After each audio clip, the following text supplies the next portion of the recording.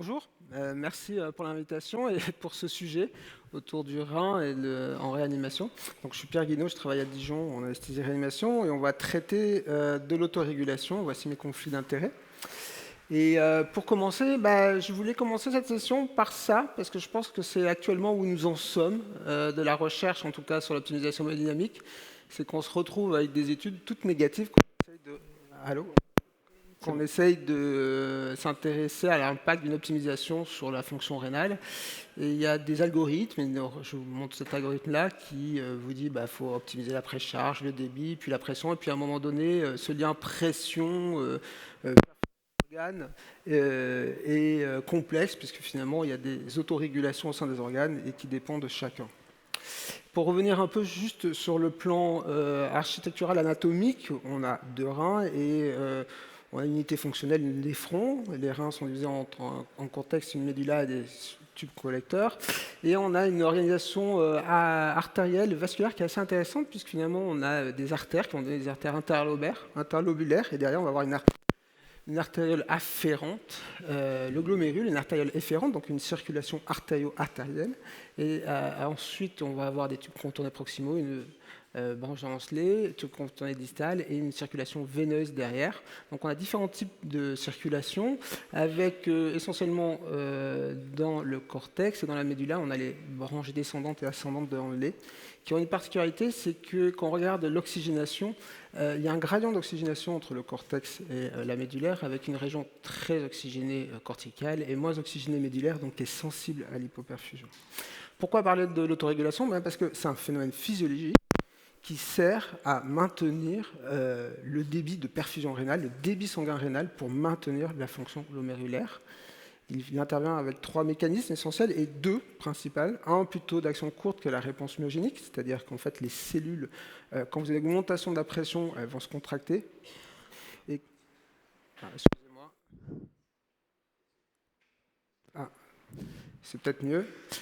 Et si vous avez une hypoperfusion, elles vont se dilater pour augmenter la perfusion. Un rétrocontrôle tubulo-glomérulaire qui va faire intervenir les cellules de la macula densa et la concentration en chlorure de sodium dans le tube contourné distal. Et un troisième phénomène qui est un peu plus vague en cours d'élucidation.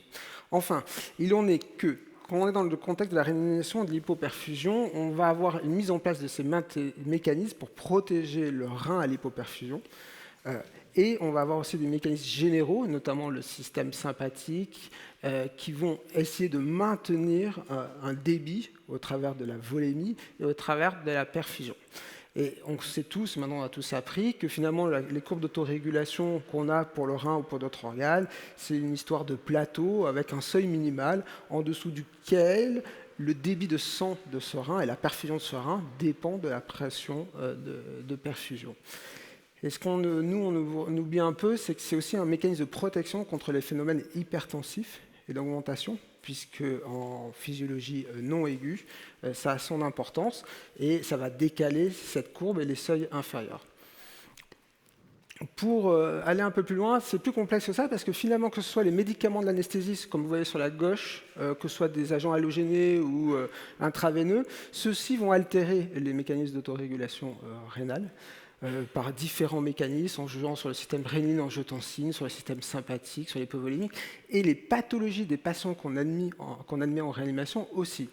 On parle de l'insuffisance rénale, mais il n'y a pas une insuffisance rénale, il y a des insuffisances rénales, et on a tendance à mettre l'insuffisance rénale dans un même sac, alors que finalement, un patient après une chirurgie cardiaque avec une CEC va avoir une insuffisance rénale qui probablement n'a pas la même physiopathologie qu'un patient qui a un choc septique, où là, vous allez voir, il y a une vasodilatation avec un hyperdébit rénal, et pourtant il y a l'insuffisance rénale.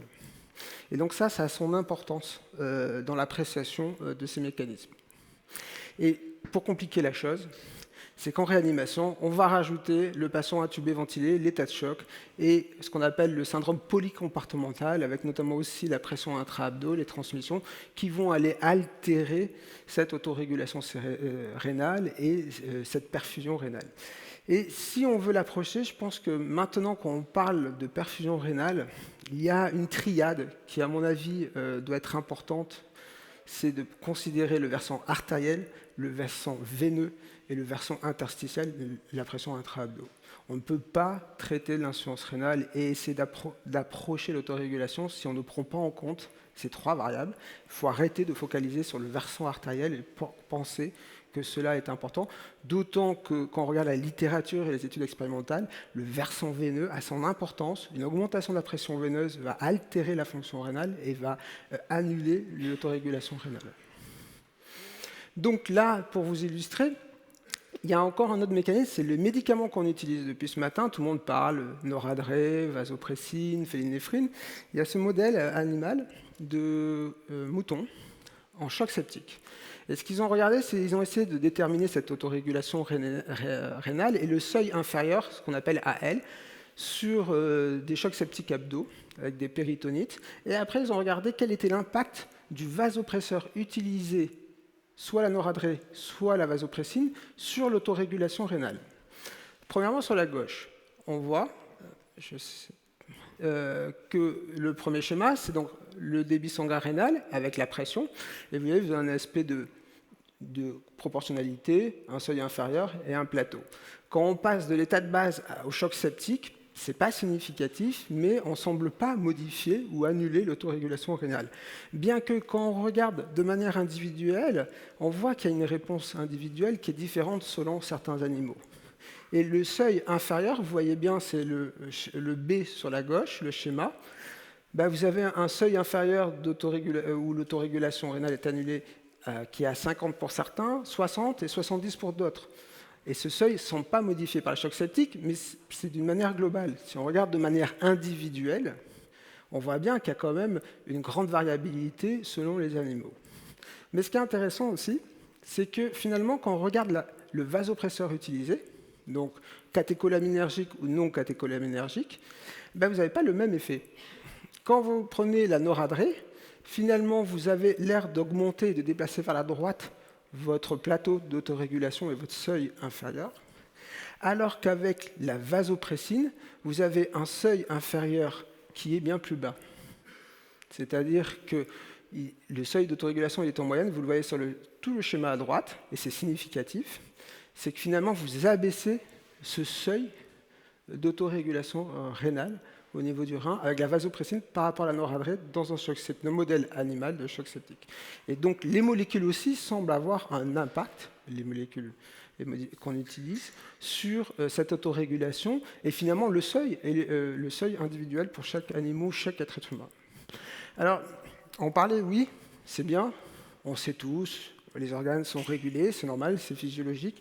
Maintenant, on applique, et c'est pour ça que j'ai introduit avec des grandes études où on fait un seuil unique versus un autre seuil unique, une potion magique versus une autre potion magique, et ce qu'on regarde, et ce qu'on voit, on observe actuellement, c'est que tout est négatif.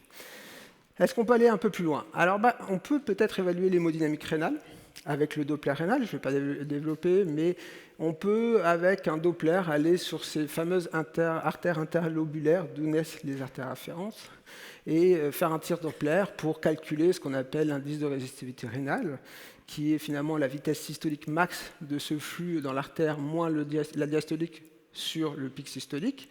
Et ce que vous voyez en bas à gauche, c'est que la norme, grosso modo, il y a une belle perfusion diastolique, une perfusion systolique, et que quand le rein devient un peu pathologique, dans tous les types d'insuffisance rénale ou même dans les rejets de greffe, vous n'avez plus de perfusion diastolique et on dit qu'il devient résistif. Et de la même manière, il y a le pendant, puisqu'il y a une veine, et on peut voir le flux veineux. Et ce flux veineux physiologique respire. Et quand il devient pathologique et qu'on a de la congestion intrarénale, il devient pulsatile, biphasique inversé et puis monophasique. Alors, qu'est-ce que nous dit la littérature? Ce qu'on sait, pas par rapport à l'autorégulation, mais déjà, quand on regarde dans un contexte, je précise, chirurgical, de patients plutôt chirurgicaux, c'est que finalement cet indice de résistivité, sur cette méta-analyse que je présente là, qui a presque 1000 malades, reste quand même assez bien prédictif d'une insuffisance rénale aiguë. Quand il est élevé, quand il n'y a plus de perfusion diastolique, avec un seuil autour de 0,7, ça prédit, mais il y a quelques études qui montrent que finalement on arrive peut-être à pouvoir différencier les insuffisances rénales dites persistante, c'est-à-dire un patient qui va avoir une insuffisance rénale depuis plus de 3 jours, ou c'est le schéma de droite, vous avez cet indice de résistivité qui est élevé de manière constante et qui reste très élevé, avec une altération de la perfusion, des insuffisances rénales temporaires qui sont de moins de 2 jours, ou semble-t-il, qui correspondent plus à un contexte d'hypoperfusion réversible. Et il y a cette étude-là, qui a été faite il y a un moment, qui nous dit, est-ce qu'on ne peut pas utiliser cet indice pour évaluer l'effet des vasoconstricteurs de la perfusion artérielle sur la perfusion rénale? Alors, c'est une ancienne étude qui a pris 11 patients en choc septique, et les auteurs ont visé plusieurs niveaux de pression artérielle moyenne, 65, 75, 85, et à chaque étape, ils ont évalué la diurèse, mais aussi l'indice de résistivité rénale. Et qu'est-ce qu'ils vous montrent? Ils vous montrent que de base, les patients à 65 mm de mercure, qui reste un seuil acceptable, ont un indice de résistivité qui est assez élevé. Quand vous utilisez la noradrée pour augmenter la pression artérielle, vous diminuez l'indice de résistivité chez un nombre conséquent de patients.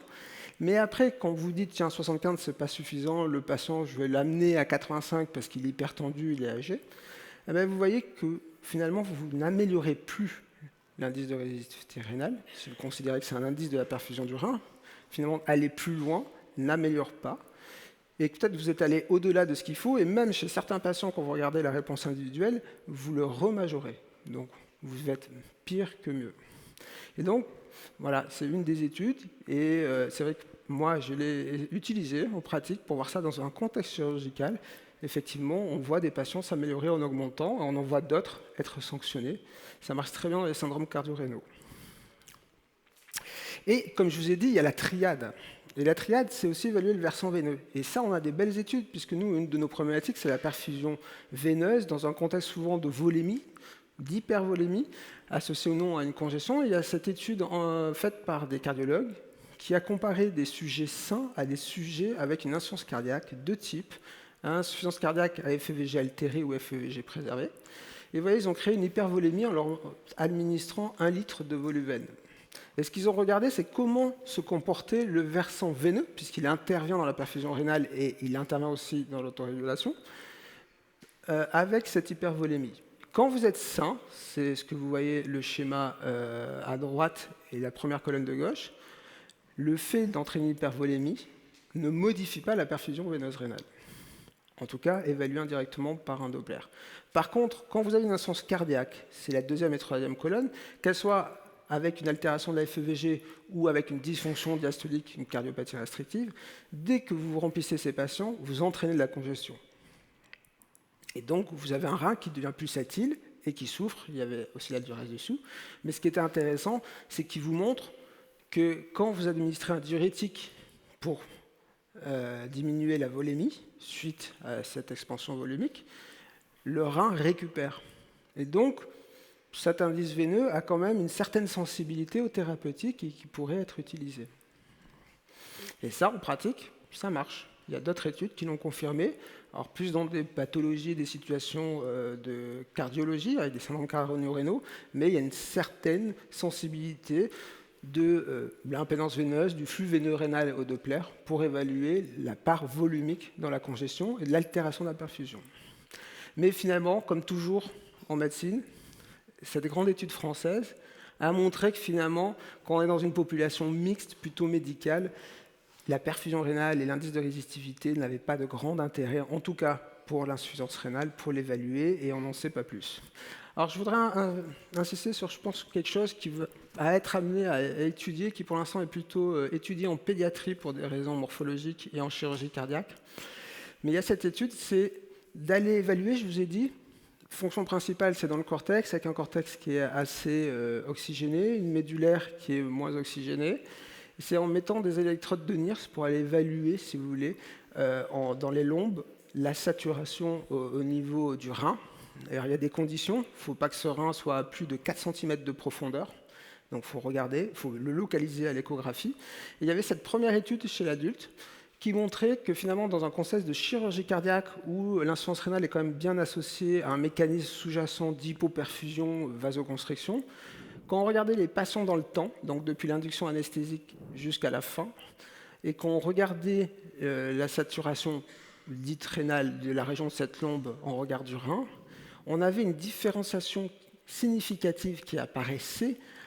Donc induction, début de CEC. Pendant la CEC, vous voyez que ça commence les deux courbes à se séparer et que finalement les patients qui vont, après la fin de la CEC, avoir une insuffisance rénale ont des taux et une oxygénation rénale mesurée par la NIRS qui est bien inférieure aux patients qui ne développent pas d'insuffisance rénale. Et là, ils avaient un cut-off à 55%. Et donc, il y a cet effet. Et des gens sont allés un peu plus loin. Et c'est là où je pense peut-être qu'il y aura des études à l'avenir, peut-être en réa aussi. Ils ont réutilisé cette NIRS au niveau rénal pour essayer d'évaluer le seuil d'autorégulation rénale de manière non invasive lors de plusieurs manœuvres. Donc, en haut à gauche, on regarde la pression artérielle moyenne. Ils vont prendre un cochon sain, ils vont administrer une dose croissante de phényléphrine, qui est un vasoconstricteur. Vous voyez la pression artérielle augmenter. Derrière, ils lui mettent du nitroprussiate, qui est un vasodilatateur. La pression artérielle, elle chute, et ils augmentent la dose, elle chute. Comme ils l'ont pas assez malmené, ils le saignent de 600 ml. Et derrière, vous avez donc un cochon qui est hypotendu, hypovolémique, et ils vont administrer à ce cochon-là un vasoconstricteur. Donc vous voyez, la pression artérielle elle augmente, pas beaucoup, parce que finalement vous avez une hypotension hypovolémie. Et ensuite, ils vont le remplir et refaire les mêmes manœuvres. Ce qu'on voit, c'est qu'ils ont mis la NIRS au niveau du rein. Et ce que vous voyez, c'est que finalement la NIRS, elle va bouger. Elle va augmenter pas beaucoup quand vous avez une vasoconstriction sur un cochon sain. Elle va chuter beaucoup quand vous faites une vasodilatation. Dès que vous le signez, elle chute encore plus. Vous avez beau réaugmenter la pression artérielle alors qu'il est hypovolémique, la NIRS, elle ne bouge pas beaucoup de manière significative. Derrière, vous le remplissez, vous récupérez. Et vous voyez, on joue comme ça sur la part volumique et la part pressive. Et à partir de ça, ils ont reconstruit sur la droite des courbes d'autorégulation. Et ils sont arrivés à les reconstruire. Et c'est ce que vous avez dans votre schéma de droite. Où vous voyez qu'en fonction de la pression artérielle, votre NIRS rénale, en tout cas la NIRS évaluée à cette zone-là, a un aspect de courbe d'autorégulation avec une zone de dépendance, un seuil inférieur et une zone d'indépendance.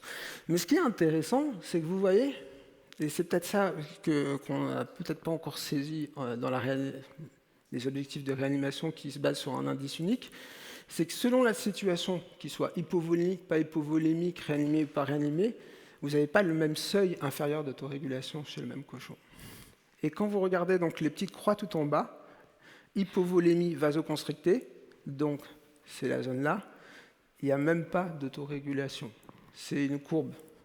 Derrière, quand vous regardez ressuscité avec la vasopressine et ressuscité sur le plan volumique, vous avez un seuil inférieur qui est bas.